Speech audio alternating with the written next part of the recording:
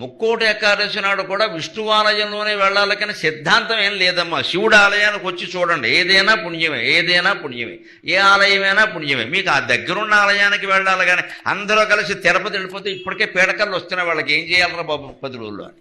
ముక్కోటి ఏకాదశి దర్శనం 15 రోజులు పెడతాడు. ముక్కోటి ఏకాదశి అంటేనే ఒక రోజు, నువ్వు 10 రోజులు ఎలా పెడతావు అంటే శాస్త్రం పోయింది పక్కకి. శాస్త్రం పోయింది. 10 రోజులు దర్శనం ఎలా పెడతారంటే 10 రోజులు ఏకాదశి ఉంటుందా? ఎందుకు చేస్తున్నారు మరి? ఏం చేయమంటావు? 1 కోటి మంది వస్తుంటే అంటే మనపిచ్చే శాస్త్రాలని పక్కకెట్టేలా చేస్తుంది. వెనకటికి ఎవరో విద్యార్థులు కార్తీక సోమవారం నాడు సెలవు అడిగారట హెడ్ మాస్టర్.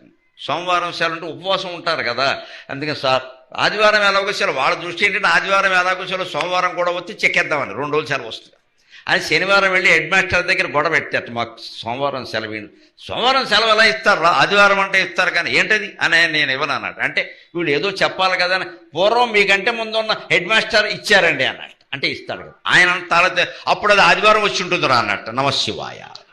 మరి తెలివి తక్కువడేటి. అప్పుడు అది ఆదివారం వచ్చి ఉంటుందిరా అన్నట్టు. ఓహో అనుకుని వెళ్ళిపోయారు వాడు. వీళ్ళంత గొప్పవాళ్ళు అర్థమవుతాం. కార్తీక సోమవారం ఆదివారం వస్తుందా? అలాగే ముక్కోటి ఏకాదశి 10 రోజులు ఉంటుందా? ఎందుకు ఉంటుంది? కానీ ఎందుకు చేయవలసి వస్తుంది? ఎవరిని మనం అనక్కల్లా. అక్కడికే వెళ్ళాలనే ఉద్దేశంతో 1 కోటి మంది వెడుతుంటే వాళ్ళు మాత్రం ఏం చేస్తారండి? ఇదంతా ఎందువల్ల వస్తుందంటే మన వెర్రి వల్ల వస్తుంది. మన వెర్రి.